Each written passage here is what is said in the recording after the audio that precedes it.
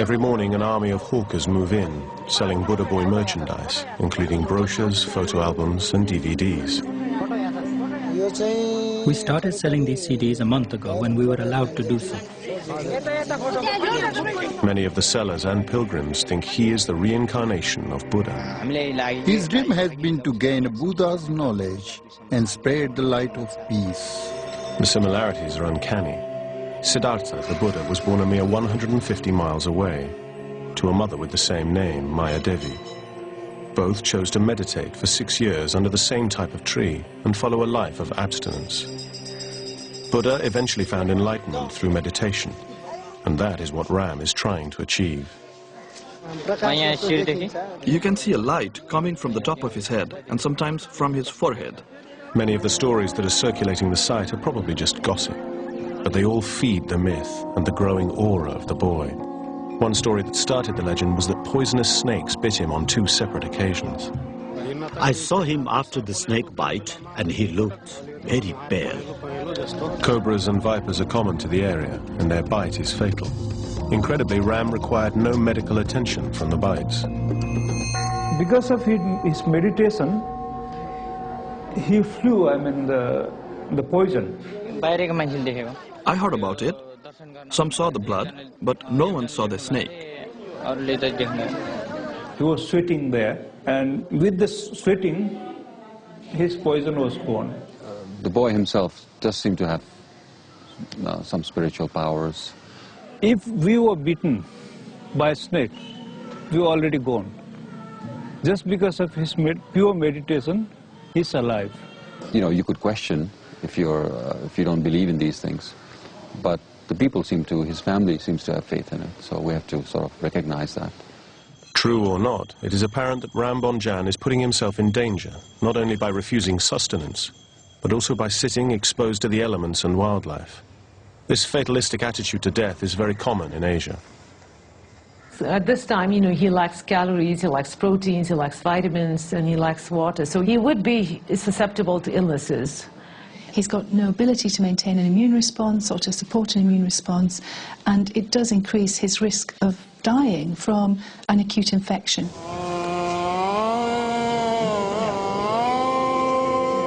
This lack of fear in dying is reflected in the way Nepalese conduct their funeral rituals.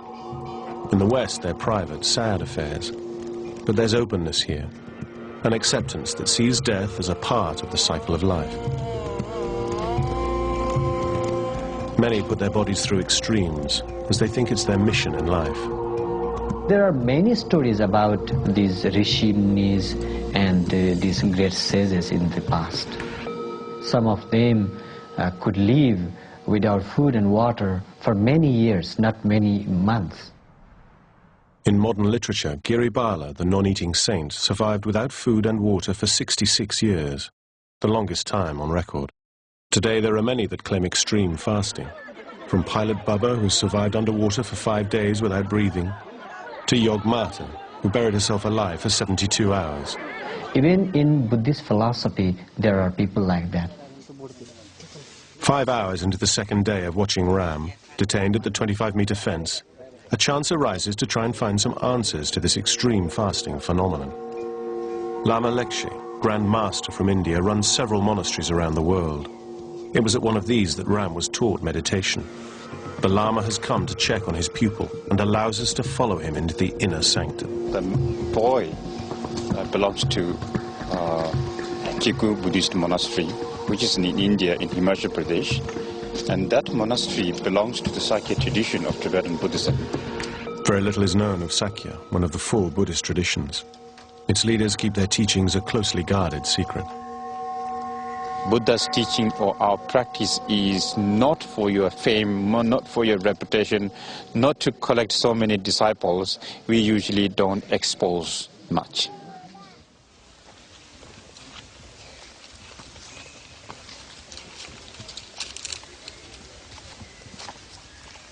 We have another meditator. He has been doing this for the last 30 years. Today, his hairs are so long that he can't stretch down, so he put the small back hanged behind and then put all the hairs into that.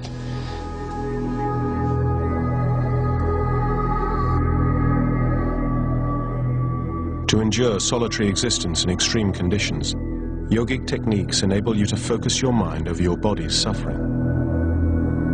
Obviously, if he's genuine, has to use some yogic techniques like feeding on the air, feeding on the breath.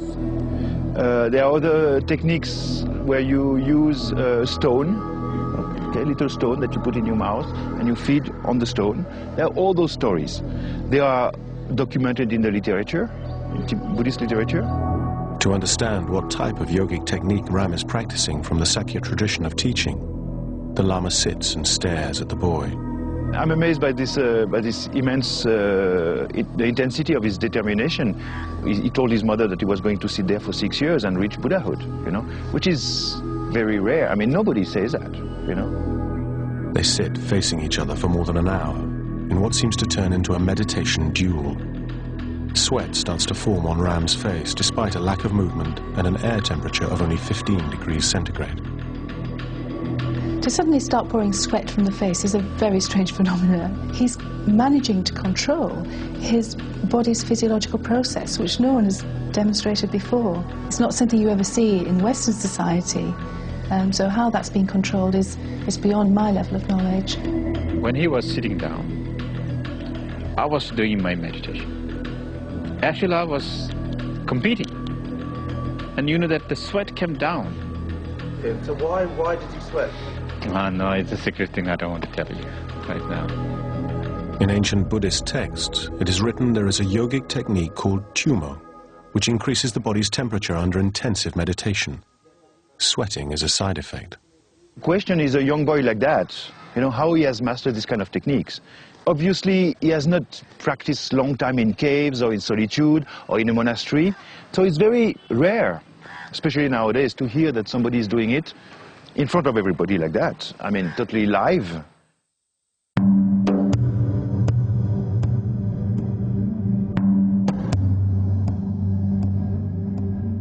To understand how Ram learnt the practice of tumo and continues to survive without food and water, we must look into his past and his first visit to Lumbini, the birthplace of Buddha. These places are the power point.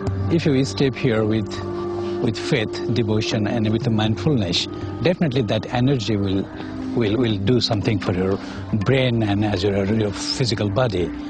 Definitely a boy like that, you know, who is so much devoted and sitting for almost like 7-8 months, you know, meditating in a jungle, you know, when he does this ground, definitely I believe he was very much inspired, maybe got some power. That's possible.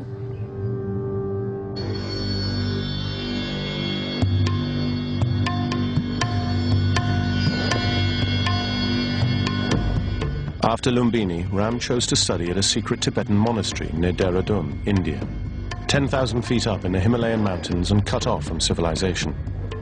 There are many examples of monks practicing tumo-intensive meditation in the hills nearby.